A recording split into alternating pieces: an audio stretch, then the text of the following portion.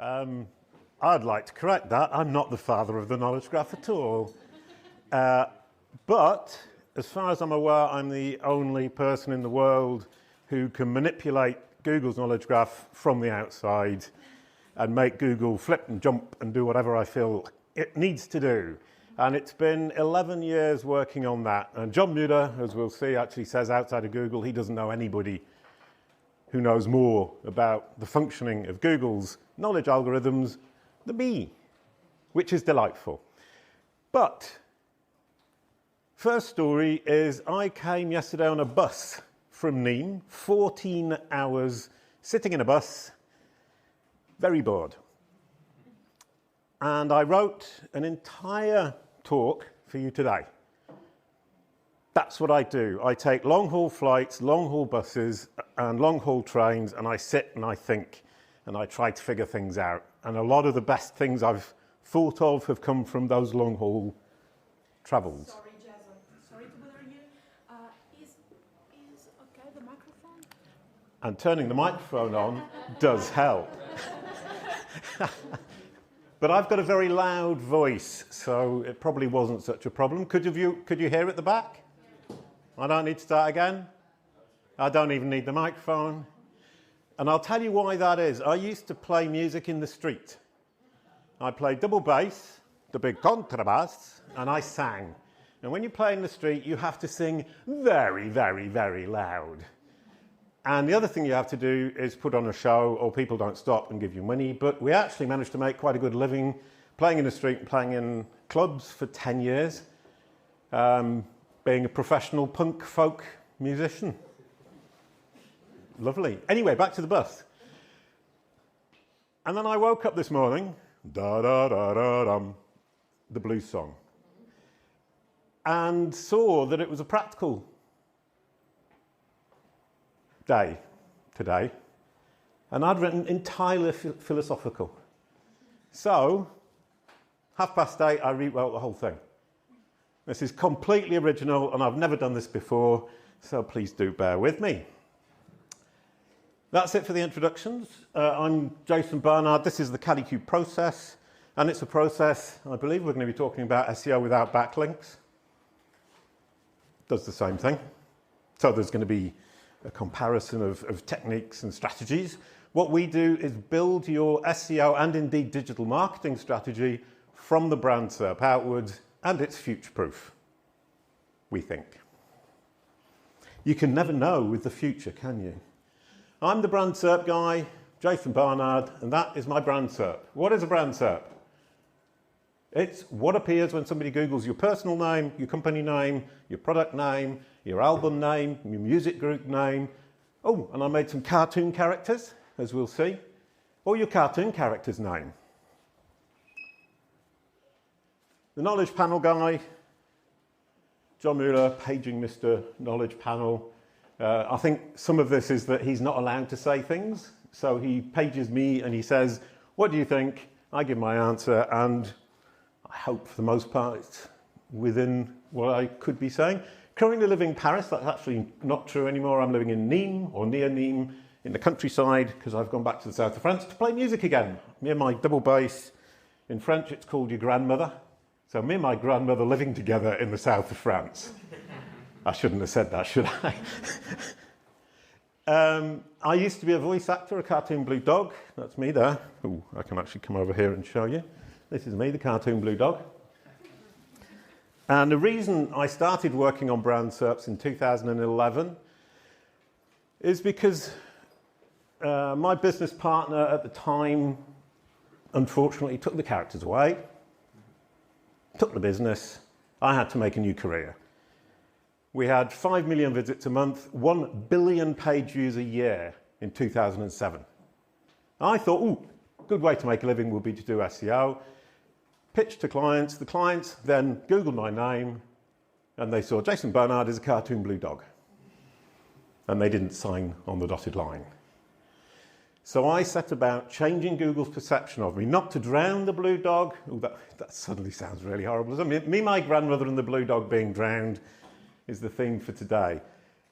But to relegate the blue dog to a lower importance within Google's understanding of who I am and what my audience at that time wanted to see, and convince it to show the digital marketer.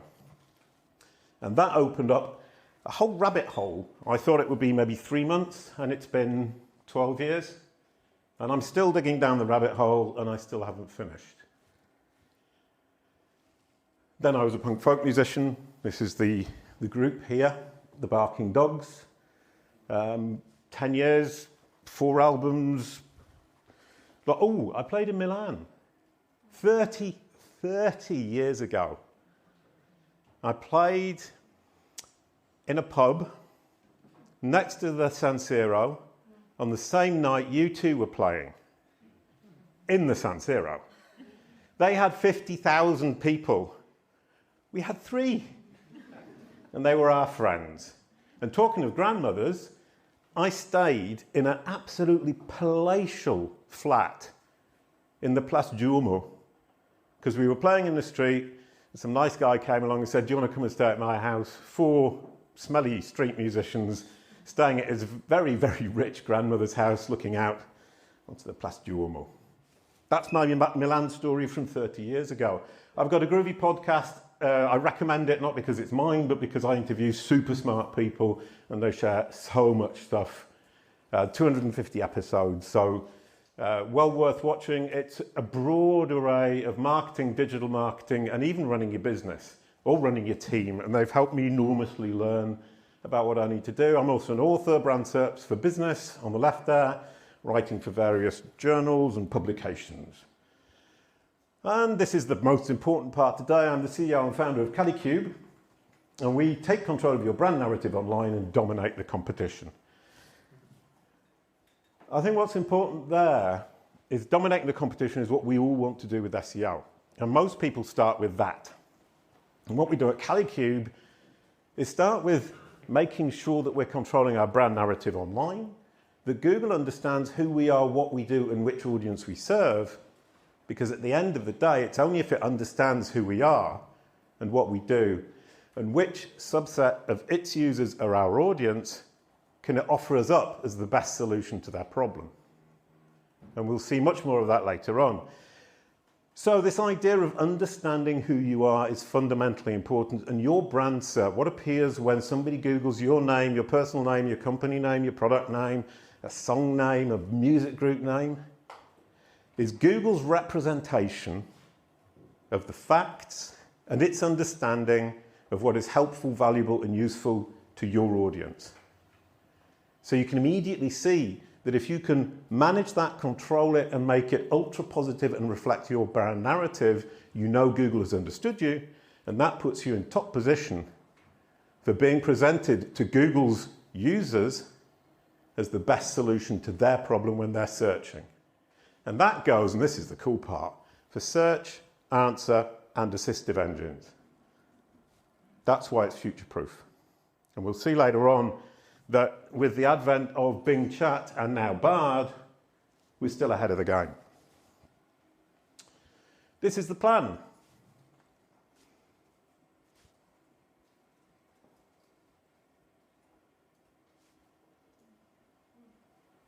I'm letting you read. Because I know that if I start talking at the top, you'll be reading the bottom while I'm at the top. And when I'm at the bottom, you'll be still reading the top or the middle. So I might as well just let you read and talk about something completely different. And you can take a photo. Oh, I can take the text. I'm smart. Brilliant. Brand SERPs and knowledge panels, and why it's way more important than you think. What I've found is that I started doing this in 2011, tried to sell it to clients, failed, got work as a traditional SEO, made some money. 2015, I created Kalicube and built a machine called Kalicube Pro. Kalicube Pro is a mad machine. If you've ever heard of Heath Robinson, who's heard of Heath Robinson? I'm really old, aren't I? How very depressing. He used to draw these mad machines that would never work. Kalicube Pro is a mad machine, but it does work. And what it does is analyze Google's understanding of you, its appreciation of your digital strategy, and its understanding of your audience by analyzing the brand SERP. You just put a brand in, and within 10 minutes, it will spit out your entire digital ecosystem, organized by priority, and it will spit out your digital strategy that I'm about to explain today. And it's hugely cool, but it took me 8 years now. 2015, I built it, and it's only just started making money. Because nobody was listening to me about brand SERPs and knowledge panels, and that this is the foundation. Brand SERPs are critical to your business. There you go. This is where I should have started 8 years ago, and I only realized this about 3 weeks ago. If you look at these, they're all screenshots of brand, exact match brand in Google Search Console. There is no one size fits all. Everybody is different. The only thing that's the same in all of these, the commonality, is that branded traffic is relatively, humongously more important to a brand than any other traffic. Relatively less impressions, relatively more traffic, bottom of funnel, easy to convert, highly profitable. And I really wish I'd thought of that 8 years ago. But one of the reasons I didn't think about this 8 years ago is because all of these are my clients, and it takes 3 years to get to a stage where you've got the entire Kalicube process in place. And these are all clients I started with somewhere between 2015 and 2018. Oh, and one of them 2021. And he was the best ever. He implemented everything in 2 years. And we'll see him later on. So that might be a screenshot you'd want to take. You're saying, don't tell me what to do. Honestly, it's not really clear from here. Not this slide of the previous. Oh, right. It's a little bit blurred. Oh, I'll give you some numbers then. This one is 0.7% of queries, 9% of traffic. 1% of queries, 65% of traffic. 1% of queries, 6% of traffic. 0.4% of the queries, 11% of the traffic. This one's good. 0.03% of queries, 0.63% of traffic. So as you can see, relatively speaking, you're looking at what? Between 5 and 20. One of them's 20 times bigger. Yeah, 5, 10 or 20 times bigger. That's huge. The Kalicube process works from the brand SERP outwards. And here, I've made a huge mistake. There's no capital K on Kalicube. Kalicube is a proper noun. Google focuses very heavily on capitalization for proper nouns. It will recognize an entity with a capital letter, and it will not recognize it more often than not without. So somebody like, what are they called? eBay, do they start with a small e? Or do they start with a big one? I guess Etsy maybe then starts with a small one. Any brand who tries to brand themselves with the first letter as a small letter is putting themselves at a huge disadvantage in terms of understanding in Google's brain, simply because the first letter is a small letter, so it assumes it's not a proper noun, and you have to convince it otherwise. So if you're branding a company, if you do that, understand that you've got a huge mountain to climb. There you go. This is Robin. He's a French guy, absolutely lovely client. In 2 years, he's implemented the Kalicube process from beginning to end. He was experiencing a drop in traffic of 31% year on year when he started working with us. He wanted to buy links. I told him, if you're going to buy links, you're not working with me.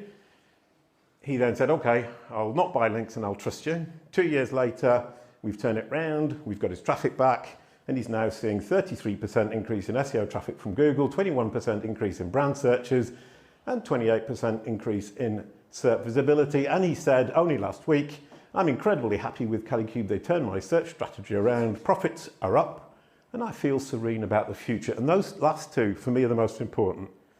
He's making more money. He sleeps well at night. And one of the reasons he sleeps well at night is I no longer work with him. Because he doesn't need me. I've taught him how to fish. And I taught him how to fish using his brand SERP, the analysis of his digital ecosystem, to create the strategy that works for him using the resources he has at his disposal. And he just goes through and reiterates and redoes and reworks, and he is now on his own. This is another client from earlier on, and she talks about that.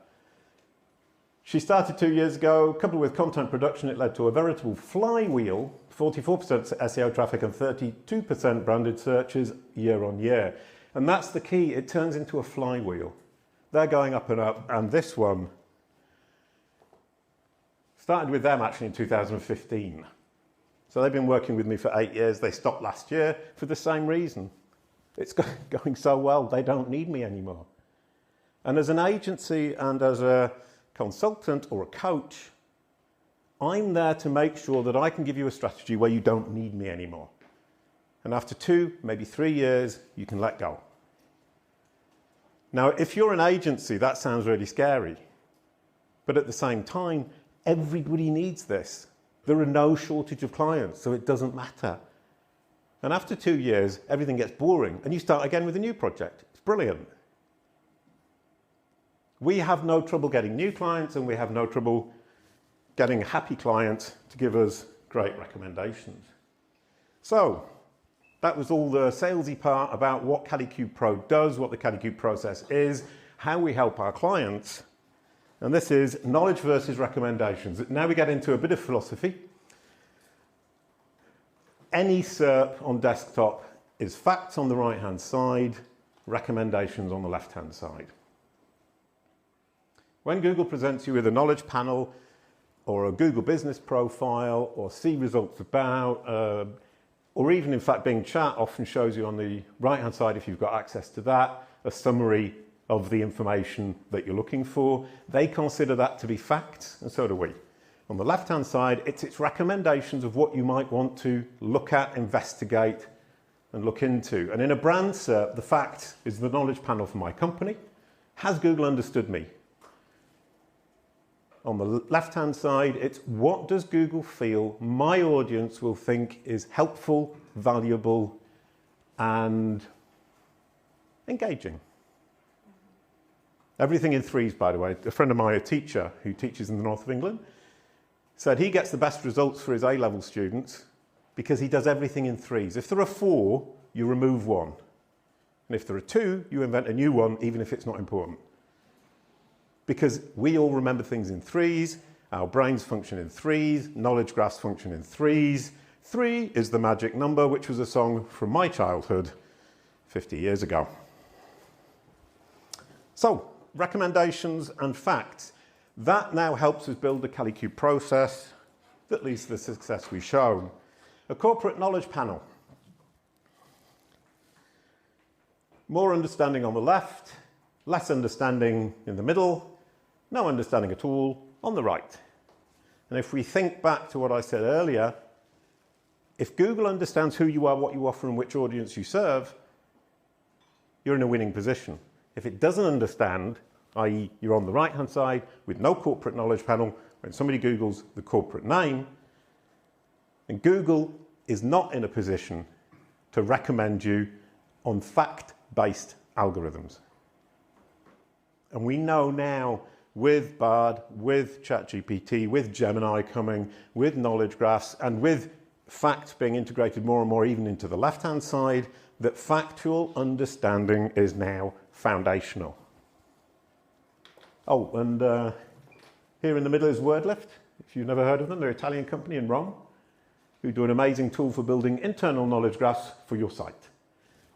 We build basically into Google's knowledge graph the understanding about you, and they build your internal knowledge graph. It's really cool, and I have no idea who Perceptive Fittings Limited are. But this is what we call a knowledge panel sprout. It won't appear on a brand SERP, but you can find them if you investigate and dig down. And I love doing that. Because these knowledge panels exist somewhere in Google's brain, but it doesn't show them. Why doesn't it show them? Because it isn't sure. Because it doesn't have enough information. Because it doesn't provide a summary of who the company is, which audience they serve. So there's no point in showing it. So if you have a knowledge panel, as the first four do, when you search the name, that's great. Shows confident understanding. And if you have a knowledge panel sprout, it shows some understanding but not enough, and not confident enough. And if you have no understanding, in my opinion, you're in deep trouble. Ultimate understanding Kalicube. Now this happened a few weeks ago in April, as we'll see. Why is that ultimate understanding?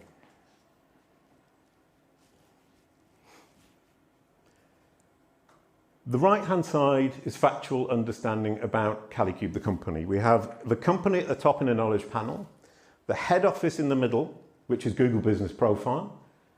That's just a business listing. It's not a knowledge panel. It doesn't represent knowledge. It represents your representation of your business.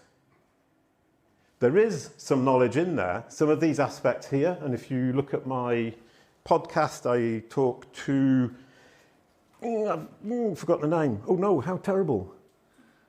About which elements of this are factual and which elements are just Google Business Profile. It's actually very interesting. Your social profiles, for example, in your Google Business Profile is algorithmically found rather than presented by you. So these are actually hybrids of a business listing and knowledge. And down here at the bottom, we have Kalicube Pro, which is the SaaS platform. Now I'll come back to WordLift. WordLift is a company. WordLift is also a plugin for WordPress. So it's a software. But they only have one knowledge panel, and it's the company knowledge panel. So Google's understood the company, but it hasn't understood the software. So it can present the company to people who are interested in the company's services, but it cannot present the software to people who are interested in implementing their own WordPress implementation using the plugin. Obviously they can, but it's much more difficult. So this, for me, is perfect. Company, head office, and the SaaS platform. That's understanding that we are a company with a head office offering a SaaS platform. Ultimate understanding and recommendation. This is the interface of Kalicube Pro, and it shows on the left-hand side the recommendations, on the right-hand side the facts, and we look at the quality and the control. And as you can see, we've got the top score for both, and these little green dots that you might not be able to see mean positive, and the blue ones mean control or semi-control, or no control, or not this entity. And as you can see here, Kalicube has all green, all blue. That's perfect. And that's taken us 2 years. I bought Kalicube.com, having initially started the company with Kalicube.pro 2 years ago in May. So it's our anniversary today. It takes 2 years to educate Google and to get this kind of result. And as we'll see, this kind of result drives enormous amounts of benefits. And if you analyze the SERP using Google's NLP, you see on the right-hand side, you can see that it's categorized Kalicube from its own SERP. Remember, I'm not feeding it with a text. I'm feeding it with its own results for my company. SERP optimization, business services, 98% certain that that is the category we're in. And for web services, it's about 80%, but I can't read it either. So that's incredibly accurate categorization of who we are and which audience we can serve. And here, why are some in blue and some in grey? The blue ones are entities, things, people, places, companies that Google has explicitly recognized and has found in its own knowledge graph. The grey ones, it's guessing. So the grey ones, it's the natural language processing, the large language models that are guessing at what they think it is, but they're not sure. And the blue ones are explicit understanding. And as we'll see, I hope, well, we don't actually see it there, we see it later on, but if you look here, Kalicube Pro actually at the top, it's made a mistake. That's actually Kalicube the company. Kalicube Pro SaaS is the Kalicube Pro platform. So from our SERP, it can explicitly recognize the knowledge graph entry for the company and the platform. And it's even recognised down here, our friends at WordLift, because they get a mention on our brand SERP. This is over time, and what I wanted to show here is over here we've got the Google Business Profile in the UK, but my company's in France. That doesn't make sense. Why does Google do that? Because it's the only factual information it has. So you get American companies being searched for in Australia with a Google Business Profile with a map of how to get there. That's obviously ridiculous, and it makes the company look small to the audience, but it demonstrates Google's struggle to understand anything useful about them. It shows what it has. Then we move here, and we can see over time, the knowledge panel appears, the knowledge panel, then Google My Business, knowledge panel, Google My Business, and the SaaS platform over a period of about 3 weeks. And then the Google My Business, or Google Business Profile, dominates again. So we're in a situation now where we've pretty much nailed it, but we're not there yet.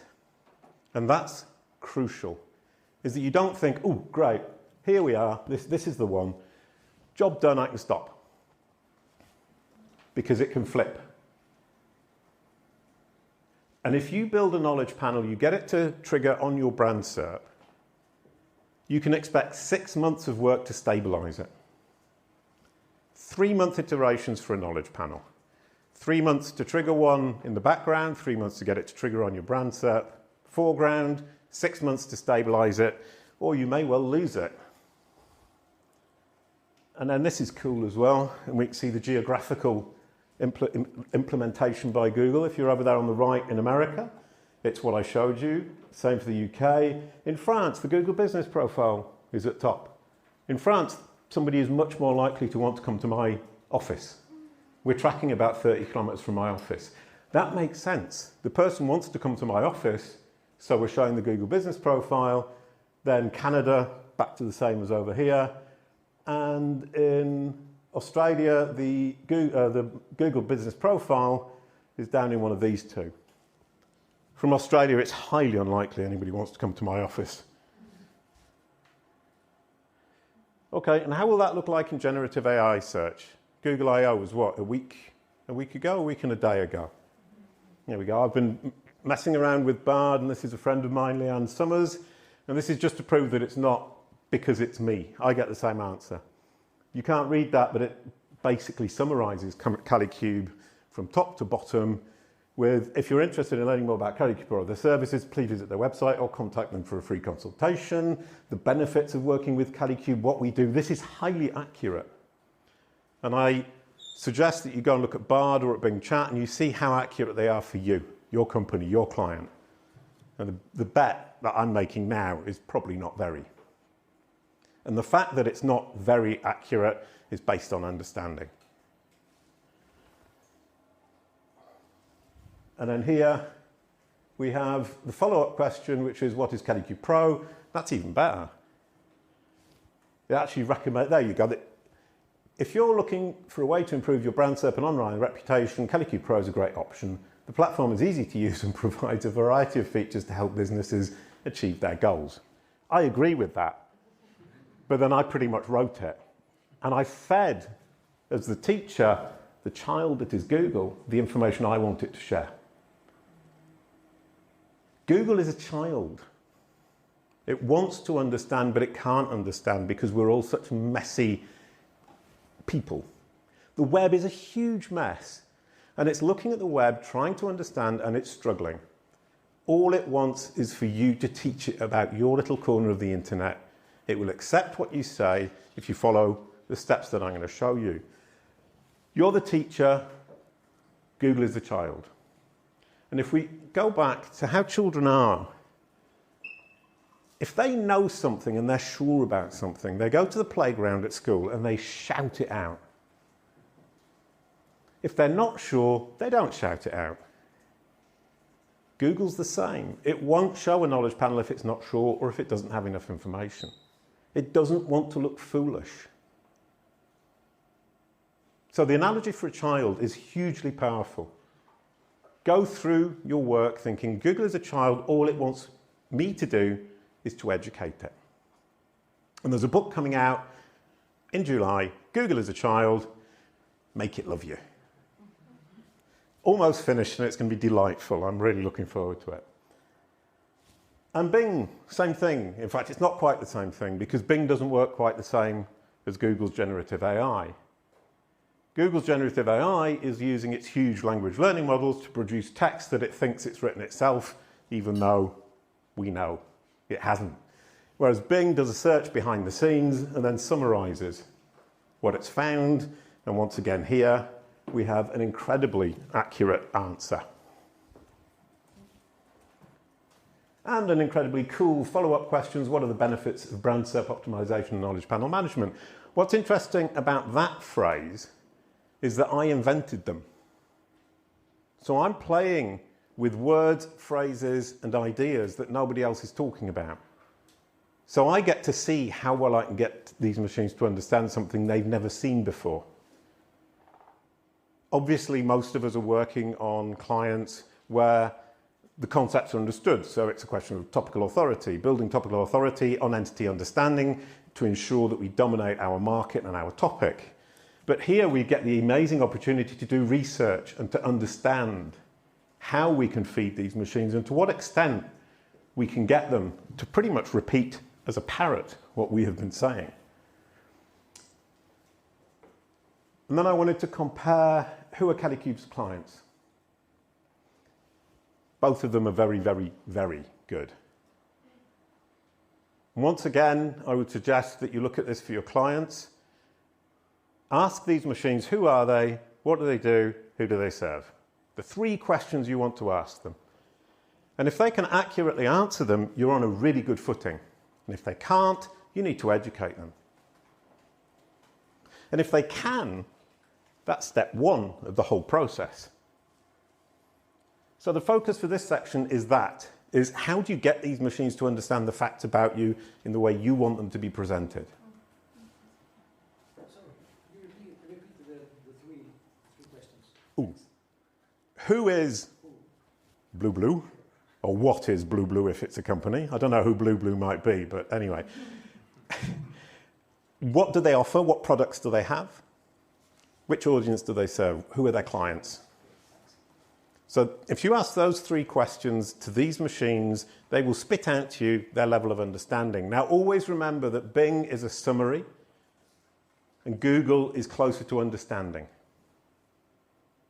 Google can sometimes be incredibly impressive and sometimes incredibly awful. But when Google is awful, it means it's confused.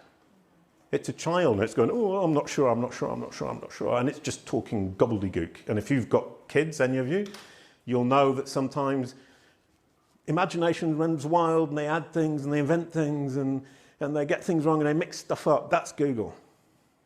Whereas Bing is saying to them, the Bing child is looking through the books and then summarizing them for you. So in some ways it's more advanced and in some ways it's less advanced. So take it all with a pinch of salt. So to understand how you can educate Google, you need to understand its 3 knowledge algorithms. We start with the extraction algorithm. I actually asked Bard, what are the 3 knowledge algorithms? Once again, a term that I created. Nobody else is talking about this, and it can spit that out. So I've educated my Google child very well. So we've got extraction, knowledge vault, knowledge panel. The extraction algorithm. The extraction algorithm annotates the information Googlebot inserts into the web index. It loves structured data, HTML tables, headings, semantic HTML5, for example. When structure isn't in place, it intends to create structured data from mostly unstructured online content.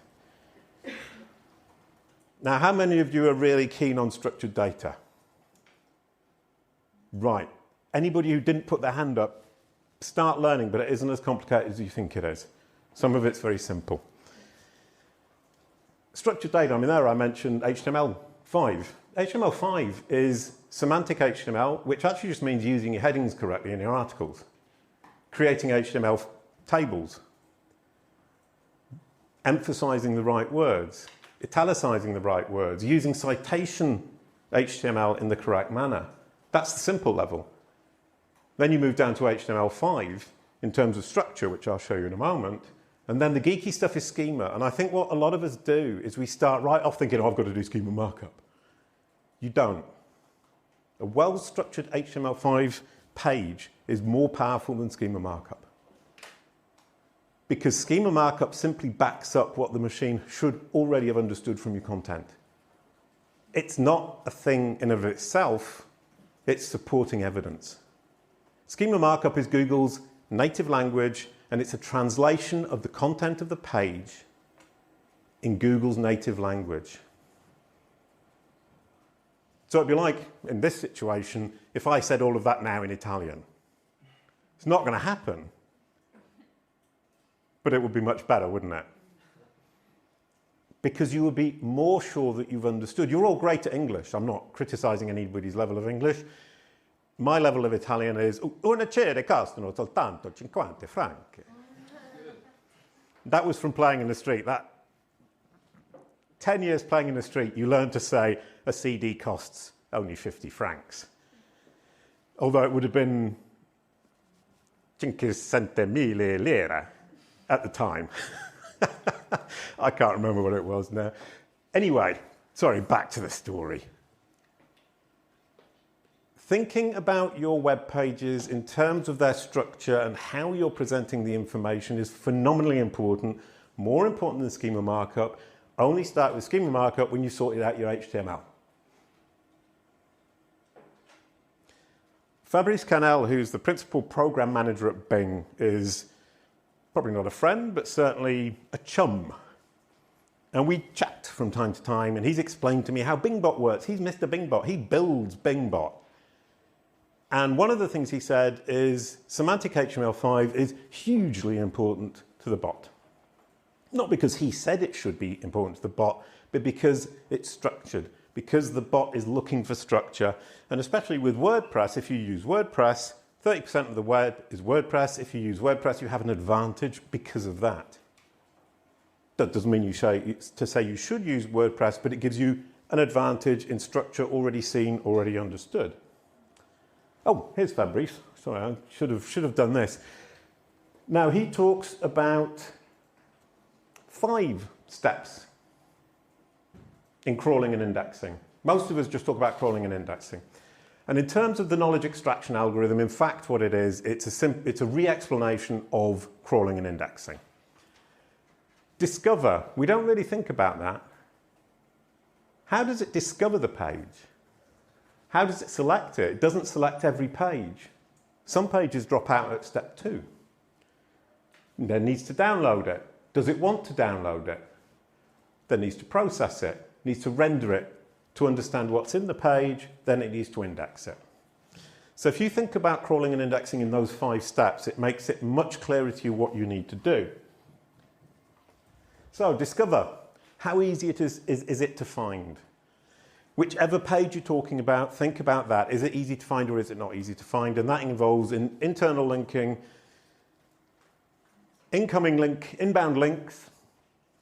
How likely is it for this machine to end up on that particular page? That's PageRank. The probability that the user will end up on that specific page. Select, is it a good candidate for being in the index? Now that's spam. From their perspective, saying, let's get rid of all the spam. So they don't even bother crawling pages they think are spam. In fact, they don't even visit pages that they think are going to be spam. So you have to make sure that the inbound links, the anchor text on the inbound links to your pages don't make it look anything except incredibly legitimate, because that will encourage them to come to it. So click here, not great. But that's one of the reasons why. But if you explain what's on the other side, it goes, ooh, I'll go and look at that. That sounds interesting.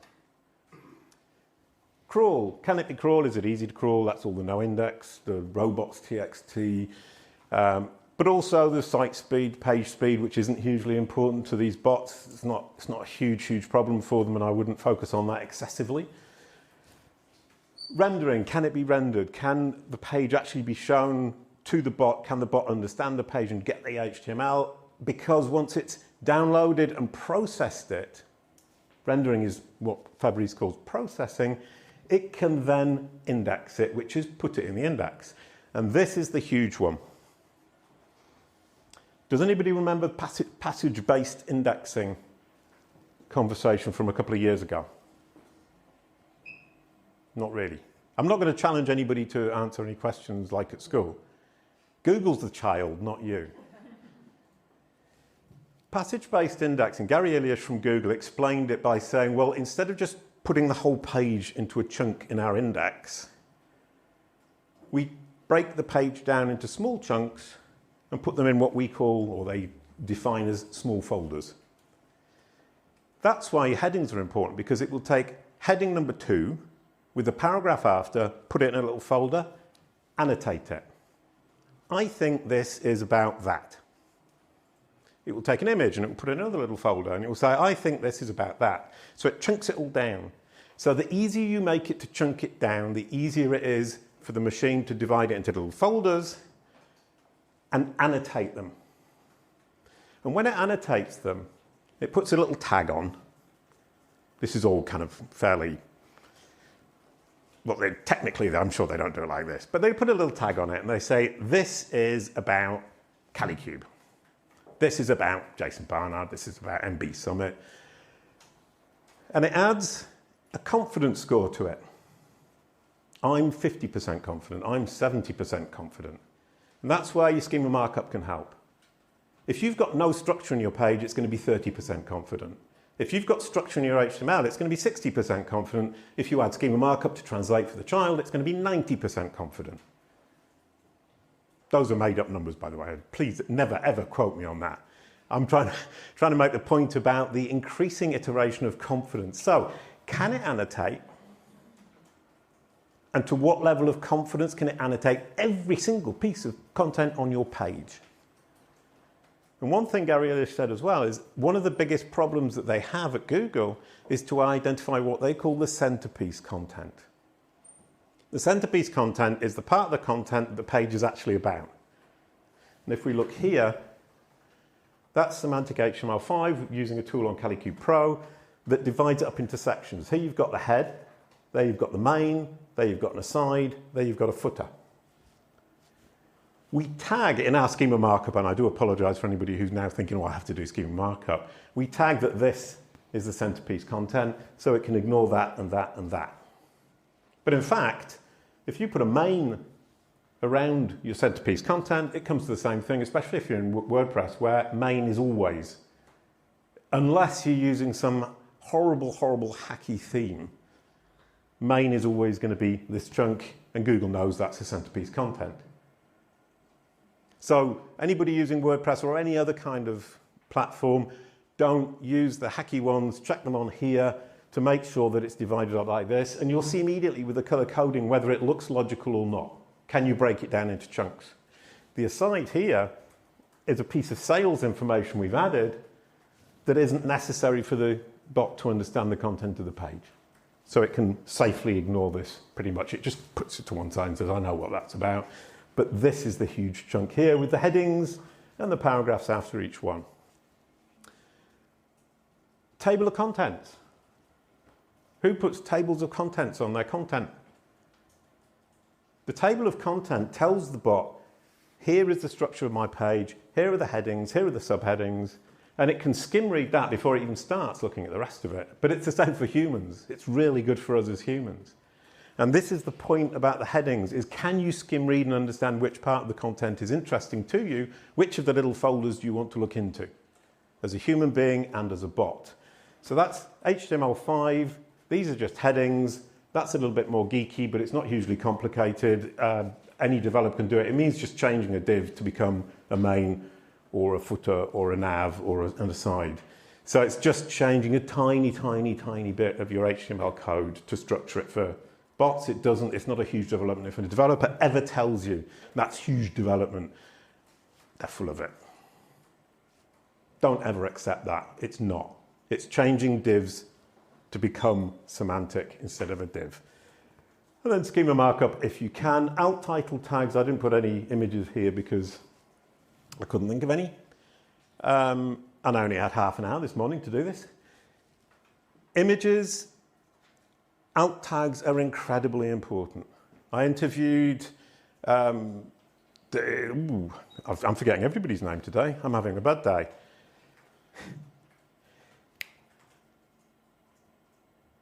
No, it's not going to come. From Bing. I interviewed 5 people from Bing. Minaz Merchant, there you go, got it. Whew. Who's the multimedia crawling guy?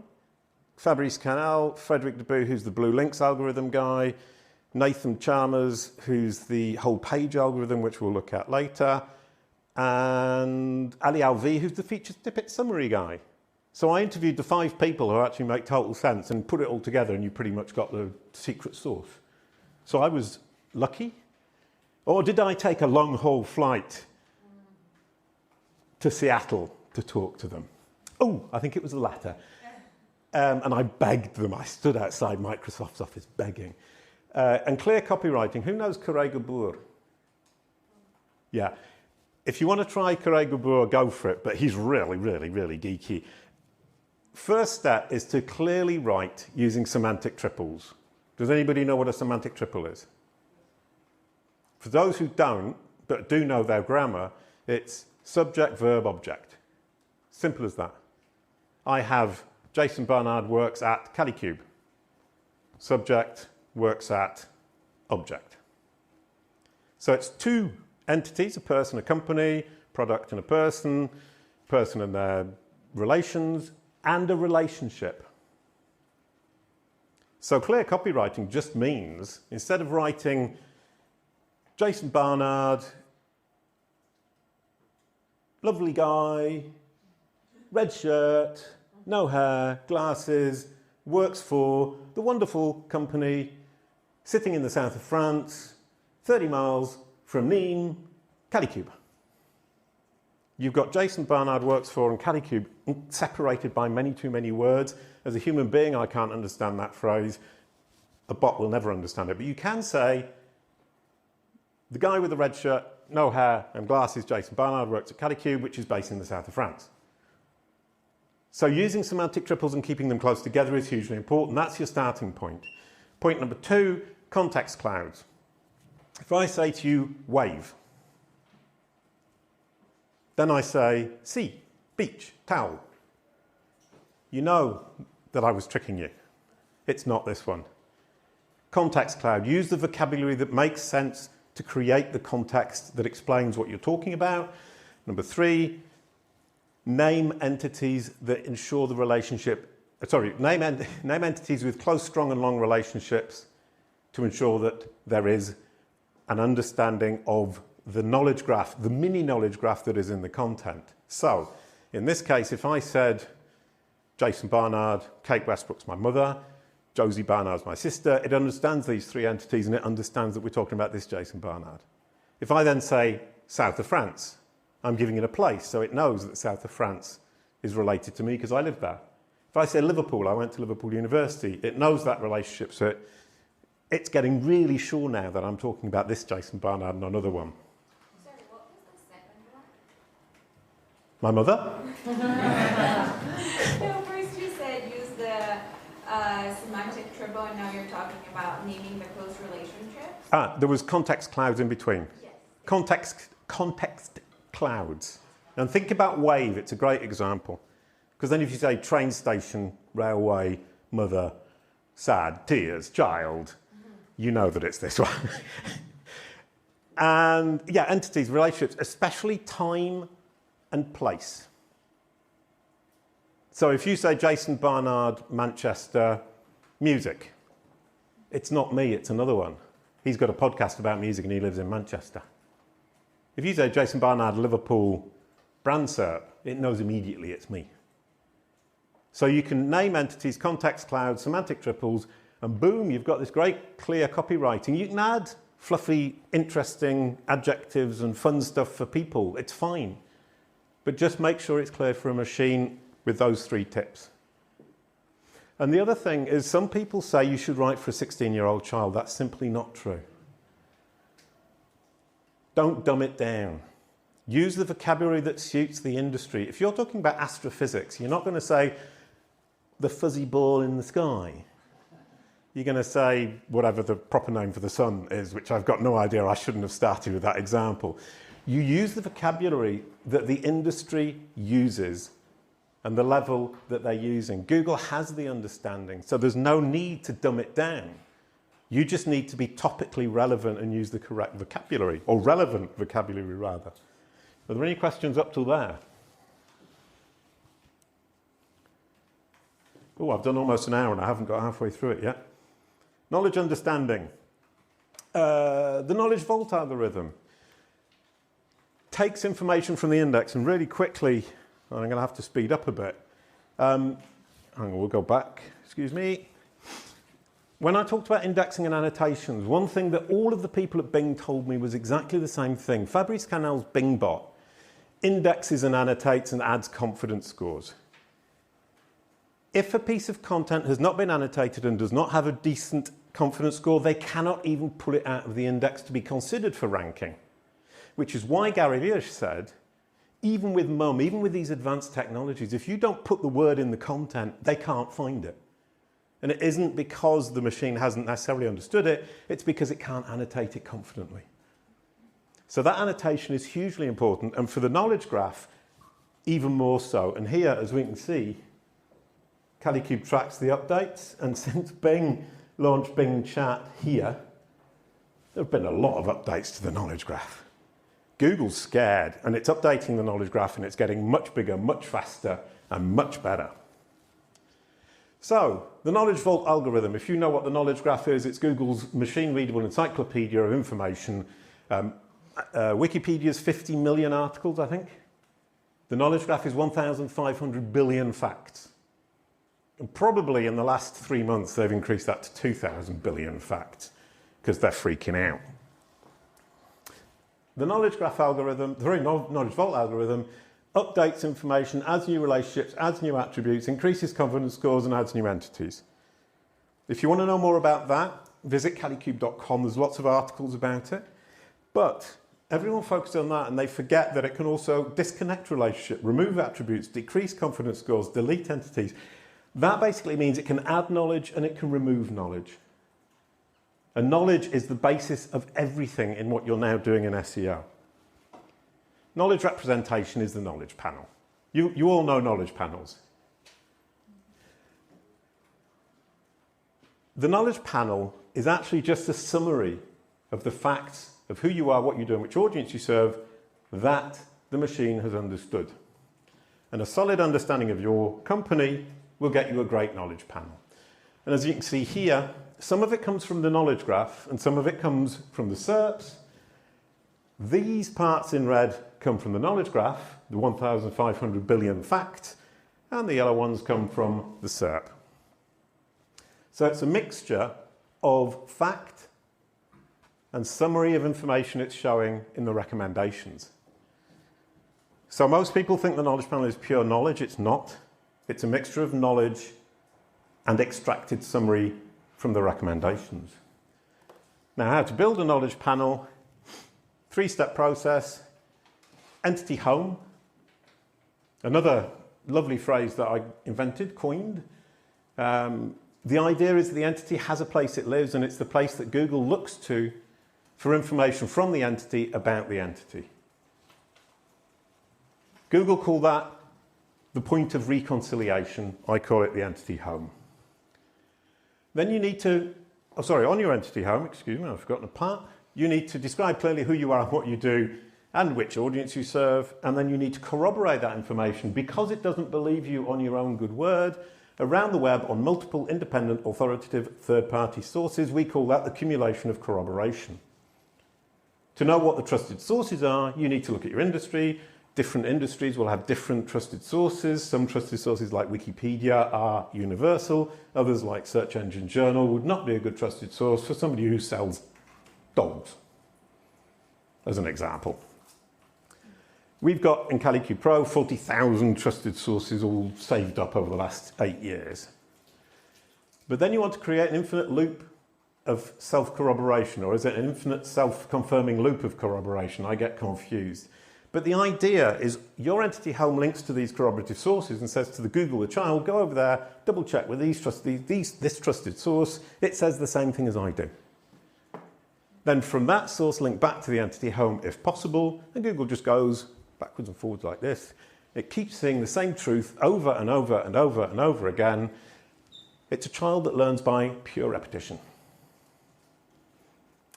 That means you need to create an entity home, which is the about page on your website, not your home page. It should be the about page on your website dedicated to your company or your person, dedicated to one single entity that explains clearly who you are, what you do, and which audience you serve, links out to the corroborative sources, and you go around all of the corroborative sources and you make sure they say the same thing, because if they don't, the child gets confused.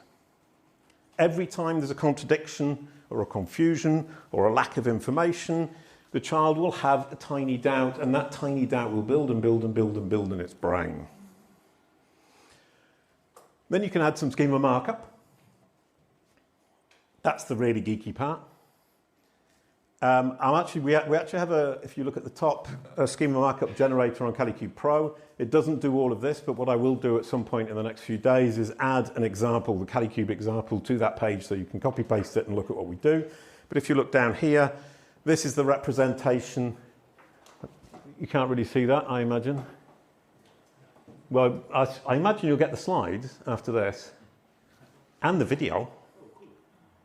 From what I understand, I might be wrong. I'll give you the slides. Just reach out to me, I'll send you the slides, because the slides aren't secret, as we now know. It's an about page, which is my entity home, and it's about the corporation, Kalicube, with person Jason Barnard as an employee. It's got a contact point. It's got an audience, PR agencies. It's got brand management as a topic. Branding agencies are an audience. And as you can see here, all I'm doing is describing who the company is, who's involved in the company, which audience we serve, and that information is on the page, and this simply confirms it, translates it into Google's native language. And the ideal is that Google uses your own description from your own website in your knowledge panel. When you've got that, you've nailed it. 1% of company knowledge panels cite the brand's own site. It's really difficult to do. But Google will do it. If Google trusts you enough and you've convinced it that what you're saying on your website is true, it will cite you. But obviously, everybody else has to agree with you. You can't just expect it to believe you on your own good word. That's knowledge. Does anyone want to shout out something or throw something at me? A present? A gift? No. We're going to focus on the recommendations. Now, that first half, or 3/4 or 2/3, was knowledge, and that's the really geeky stuff. So I'm trying to give a little pause while it all kind of sinks in. As I said, I'll share the slides with you, and the slides will help you to remember all of the stuff I said. And as far as I know, this is being recorded properly, and you guys get a copy of that recording, so you can watch it at half speed, or double speed, or watch it multiple times, depending on your learning techniques. Darwinism in search. Now it's going to get complicated again. That didn't last long, did it? Darwin. Everyone knows Darwin and how that works. Basically, Google is choosing and Bing are choosing the best in market. And anything that's not best in market gets buried. And what I did here was ask Bing what it is, and you'll get these slides, and it's a very good explanation. And it's taken it from searchenginejournal.com, 2 articles that I wrote, and it's summarized them beautifully. So I won't need to explain a great deal of it right now. I'll explain it quite quickly. Then it actually suggested the question, and this is an interesting point, is you can feed it suggested questions. And the suggested question was, who coined the term Darwinism search? And I've been writing that on my own website, on our website, saying, I coined the term, I coined the term, I coined the term. And Bing now understands that that's a relevant question, even though nobody ever asks it. But I've managed to get it to suggest that as a question. Then people say, oh, I wonder who did coin it. So I get a bit of fame and perhaps fortune there. Then it suggested, how can I apply Darwinism in search to my SEO strategy? Once again, that's a pretty good summary. And once again, I'll share the slides with you. But this is the quick explanation. Now, Darwinism search is based on the idea that the blue link algorithm... Have I got to speed up, Vali? Oh, you're just interested? Ah, how lovely. Wave at me when I've got to stop, or go like that. Where was I? Oh, right, yeah. The blue link algorithm. It's the foundation of everything, and it's not going to go away whatever happens. Why? Because the entire system of both Bing and Google is built on the blue link algorithm. The blue link algorithm is the old one that we all know, where it ranks the top 10 results. What the system does, and we won't worry about exactly how it ranks it, but it pulls out the top 10, let's say. Then the news algorithm proposes its top 10. The video algorithm proposes its top 10. The books algorithm proposes its top 10. The images algorithm proposes its top 10. And they all provide a score, which is based on all of the different factors that are mysterious and difficult and problematic and terrible. And if you read one of these articles from search engine journals, it actually tells you not what the factors are, but what the groups of factors are. From Gary Ilyash, not from me. It looks at those scores, and if any of those verticals, video, news, images, can offer a better score than the blue link, it gets a place on the SERP. It's a bidding system. I provide more value than the top blue link. If I can provide more value than the top blue link, I get a place. That's why it's Darwinism. Survival of the fittest. So it's a question of, if you want to get into universal search, you have to decide, can I create a piece of content that's going to be more valuable to the user in the search intent that they have than the blue link? The blue link is always your baseline. Beat the blue link. Ooh, new game, beat the blue link. Just invented that. But there is a caveat. Nathan Chalmers runs the whole page algorithm. Gary Ilyash has called it the magic mixer. I prefer Nathan Chalmers by quite a long chalk. Nathan Chalmers says, we have a whole page algorithm, and we get these bids, and they're all very good, and we love them. Love their little hearts. Aren't they delightful? But the SERP is a product. It's our product, and we need to make sure the product serves the company as well as the user. So the whole page algorithm de-Darwinisms all of this and says, well, the video might have got a better score, but we don't want it. And it vetoes the video if it doesn't want the video. And it vetoes the video based on multiple things, one of which is that they believe it is not helpful or valuable to the user, even though it has a very high score. Another of which is it doesn't represent Bing results in the way they want. Another of which is ad revenue. So the whole page algorithm, ironically at Bing, is called Darwin. But it's actually anti-Darwinistic. And Nathan Chalmers, when I interviewed him, was laughing a lot. Because he says, your idea of Darwinism is great, but the irony of this is the algorithm's called Darwin, and it's anti-Darwinistic.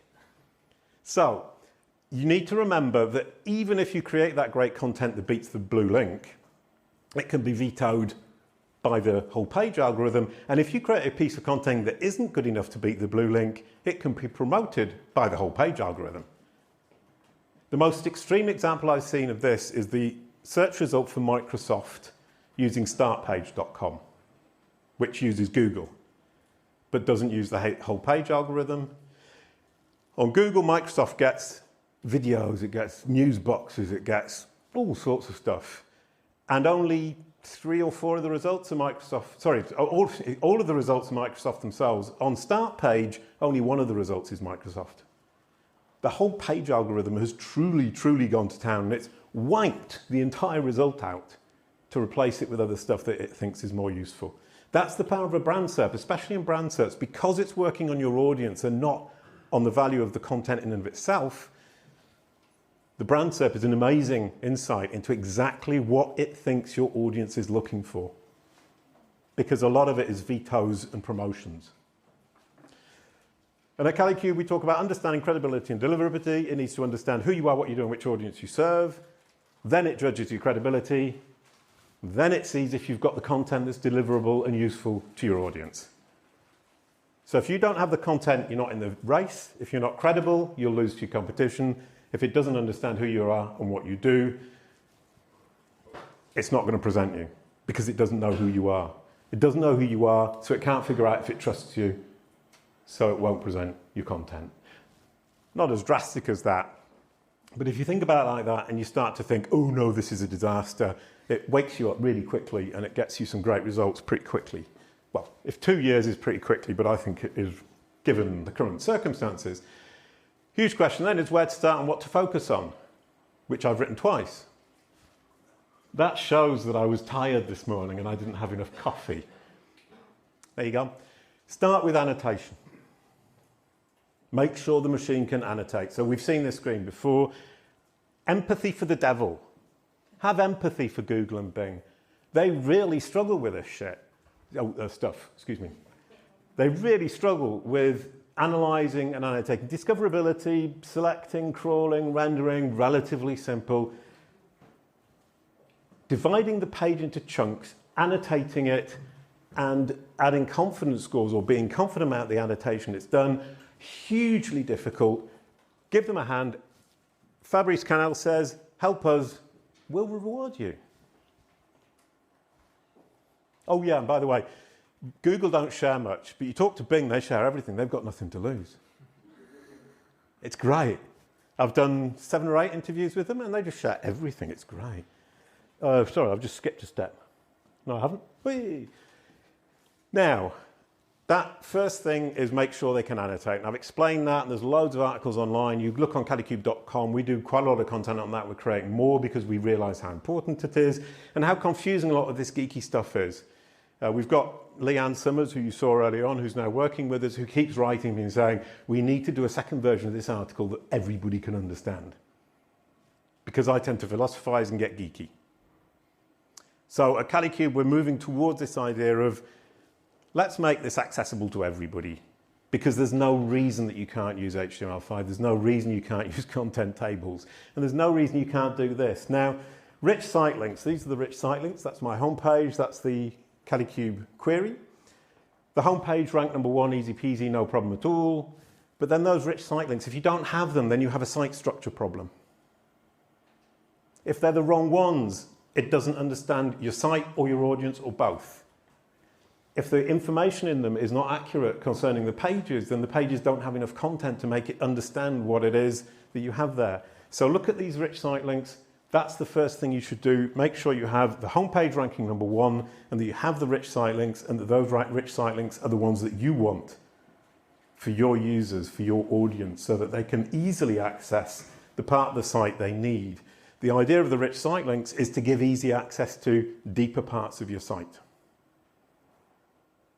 So, about page, login, Google's trusted sources, that's something people keep looking for and they're interested in at Kalicube.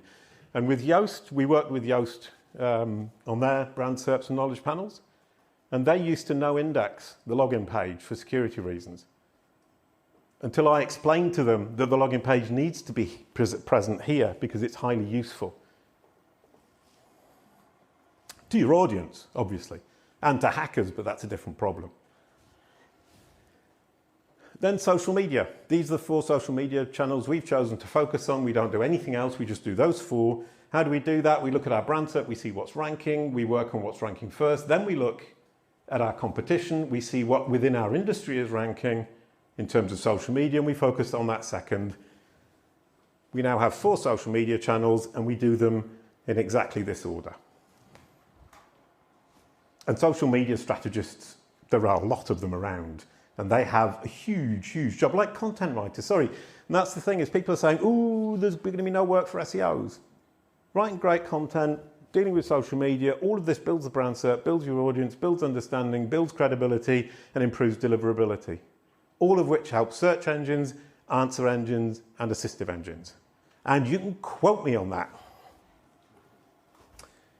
Reviews? Sounds obvious, but most companies don't even bother. Same thing, look at your own brand SERP. Look at pages 1, 2, 3, 4, 5. Which ones are ranking? Which ones are important? Then look at your competition. Focus on several. Now, we've got Clutch right down here. 1 review. We're not focusing on Clutch, but I'll take a good review if it's there. We're focusing on Trustpilot, Software Advice, GetApp, Holistic SEO. Kalicube, a friend of mine, wrote a 25,000 word article review about Kalicube Pro. 25,000 words is a book. And it's very positive. Capterra, Clutch. So we actively collect reviews, and it's hugely frustrating. Collecting reviews is so slow, so difficult, really difficult. Keep at it. I mean, we suddenly start looking very good. We only started 2 months ago. I mean, it's not 500 reviews, but it's still pretty good. And it looks fine, and they all rank on our brand SERP in one way or another. Here's Yoast. Next in your list of things to do, FAQ section. Start with these questions, and people also ask. At the top, we've got the brand-specific questions. You start with those. You put them in a category of brand-specific questions. Bottom of funnel, post-funnel, i.e. clients and close prospects.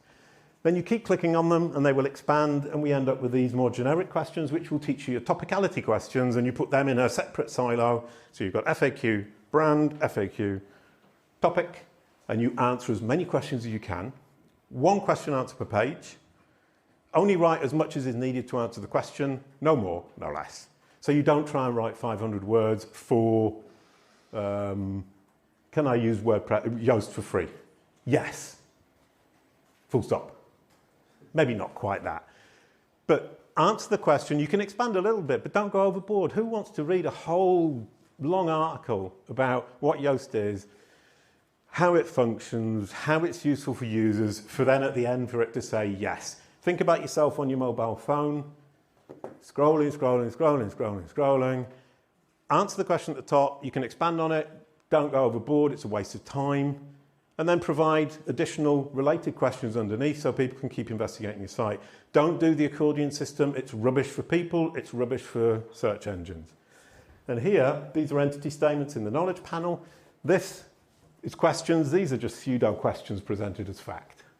If your client has these, you need to answer these ones too. Then you need to expand on that by figuring out what questions your audience are asking.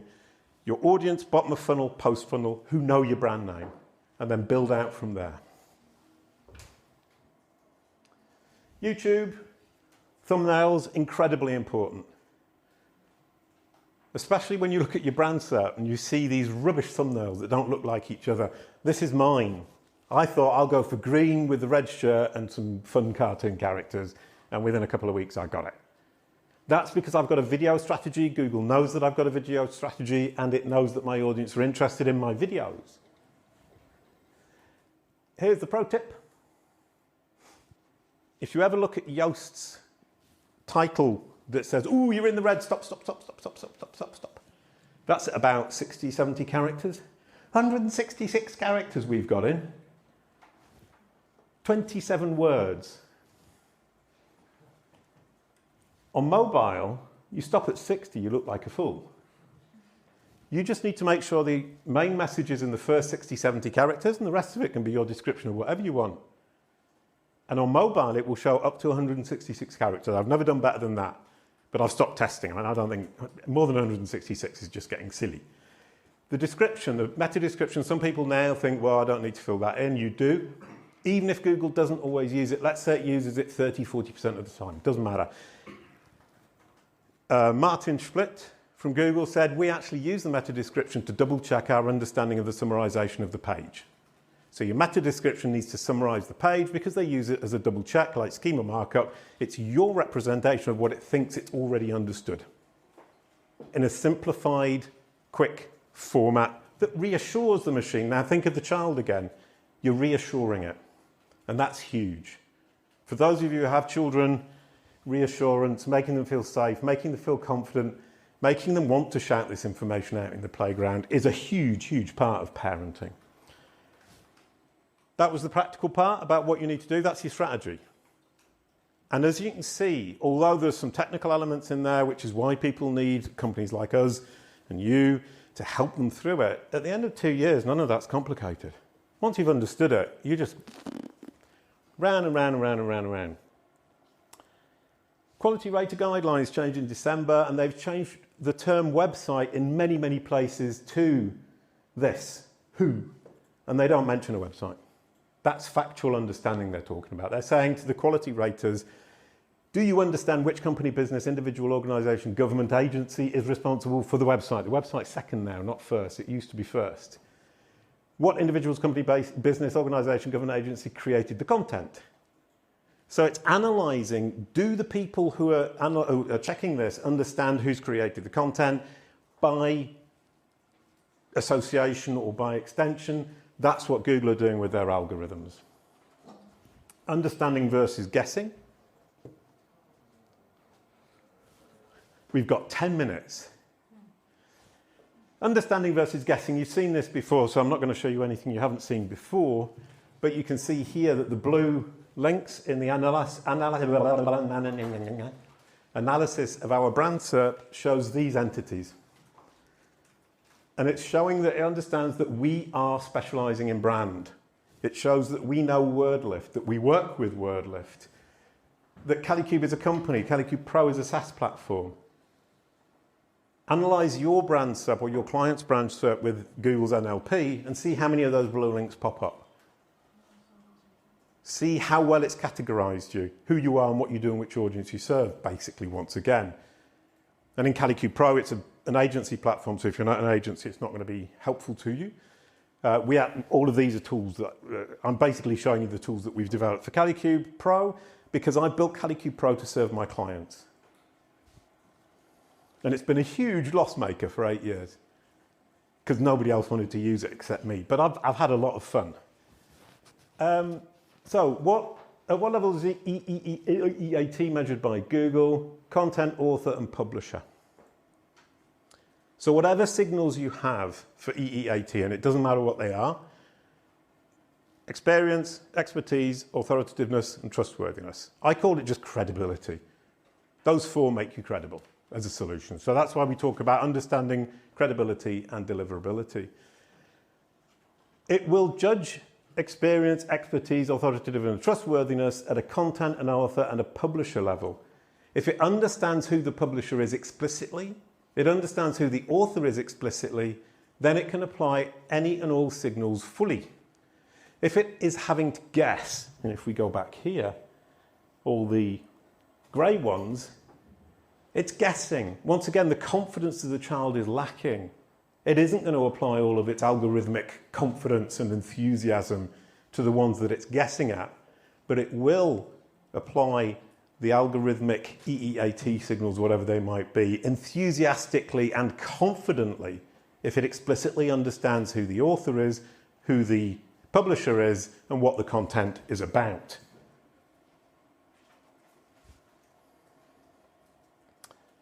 And for this, once again, go to kalicube.com. We've got 2 articles on EEAT and entity.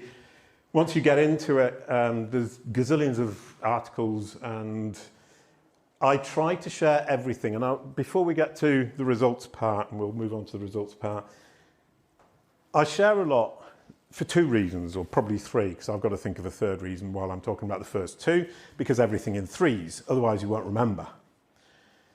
I share everything because if you ask me a question and I know the answer, I'm like a 5-year-old child. I can't stop myself telling you what the answer is. I love sharing what I know. I'm a kid, which is probably why I understand Google a little bit in that way. Number 2 is because this is all so simple, I can't keep it a secret. The 3-step process to an entity, to a knowledge panel, is so simple. Once I've explained it, you can all go and do it on your own. You don't need me. All I can do is build a platform, Kalicube Pro, that helps you to do it more efficiently, more effectively, and more easily. So that's my aim. The 3rd reason, and I did think of it while I was talking about the first 2 reasons, everybody needs this. Let's say there are 700 million companies in the world. There are 8 billion people in the world, of whom 3 billion care about their online identity. 4 billion, more or less, potential clients. I really don't think any of us need to worry about clients. So I can afford to teach people and let them move on. I can afford to share this with you, let you do the same. Because there are so many clients, so many people who need this, they just don't know it yet. And I'm on a mission to educate everybody that this is the solution, this is what you need. At which point we all have more clients than we can deal with. So I can share it as much as I want. You can teach as many people as you want. They can go off and do it on their own. We get another client. Who cares? There are 4 billion others waiting behind them. So, entities, topical, helpful content. This is a really nice little summary, is that these are the focuses, the foci. The entities with the knowledge panels, topical, knowledge panel, entity home, knowledge graph explorer, word list, fundamentals of brand SERP, Kalicube Process. Google understands our products on the left and our topicality on the right, including one partner.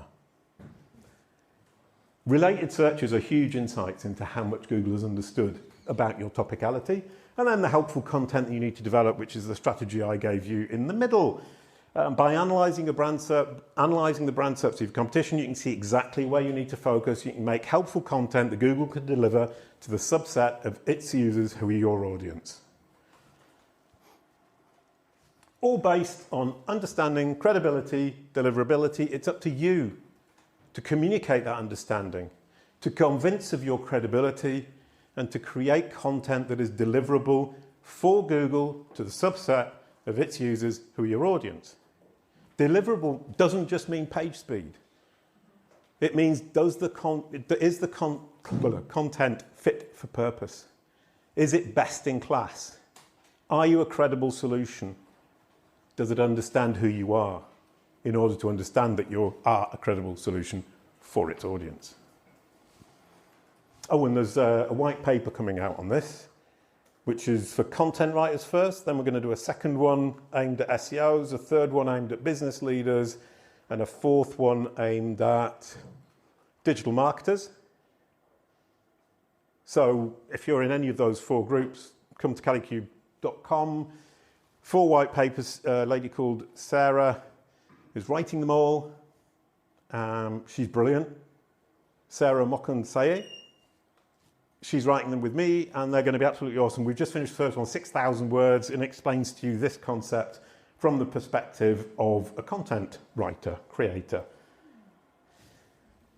Yeah, we divided it into 4 personas. This was a super idea we had last week. We realised that it was getting too long. It was about 12,000 words. So we split it into bits and taken all the techie bits out for the content creators, added them back for the SEOs, removed a bit of the content for the SEOs, and so on and so forth. So 4 white papers, which is basically one split into 4 bits.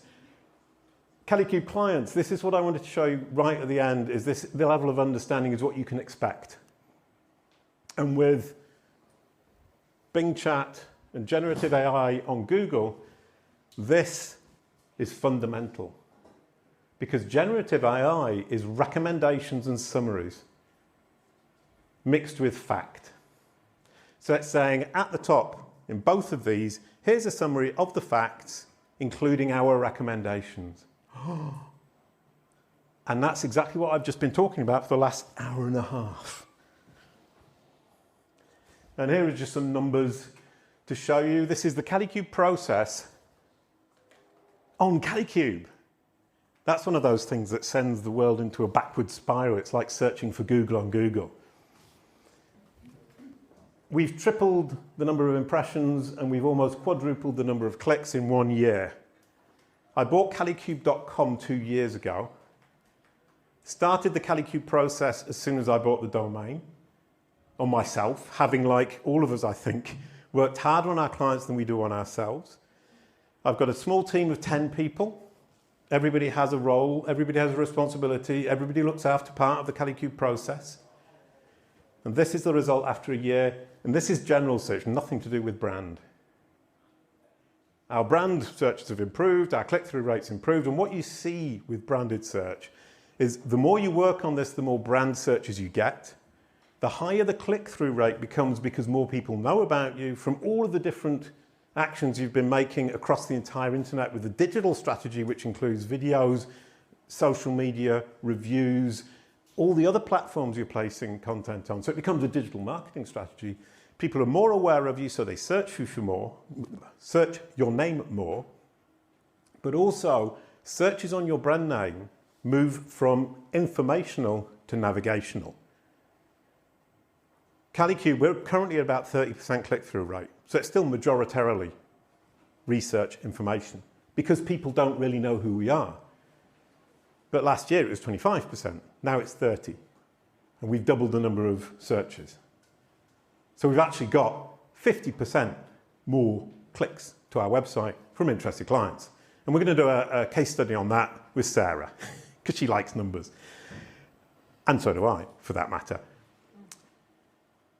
I was going to say something else. Oh yeah, right. At the other end of the spectrum is Facebook. Their click-through rate on their brand SERP for their website is 90%. Huge brand awareness. People just want to navigate to the site.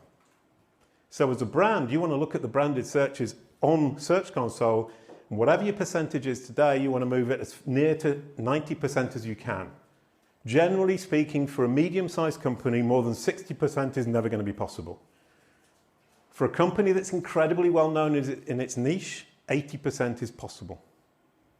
90% like Facebook. If anybody ever does it, please do come and tell me, because I'd be really interested to know how.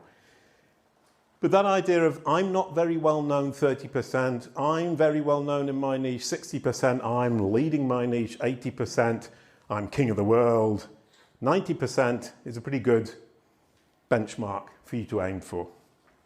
Oh, and just to bring this back to this, that branded search is one thing, but that drives all the rest of this because of the way you're working on it with that Kalicube process, using understanding, deliverability and credibility, and using an entire strategy based on what it is your audience is actually interested in from analysis of what Google's showing you it's interested in.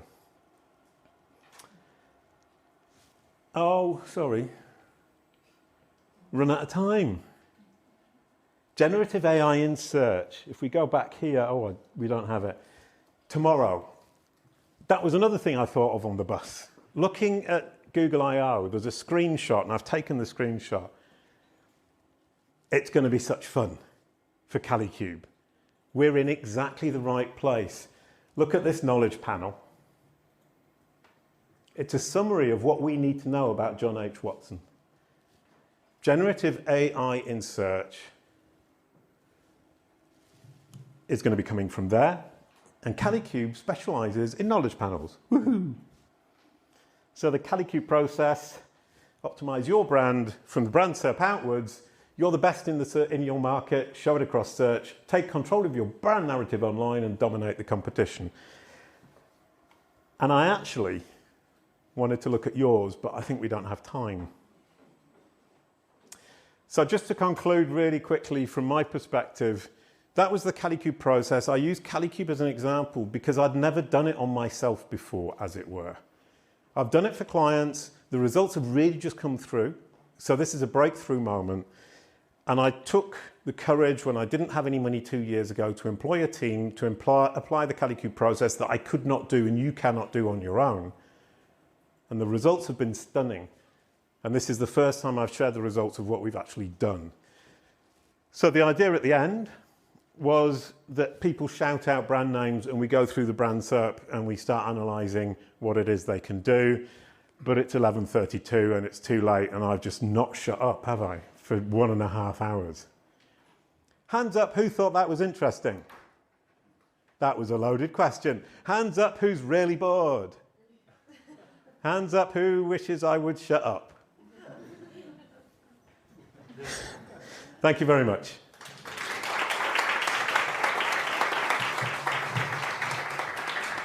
Oh.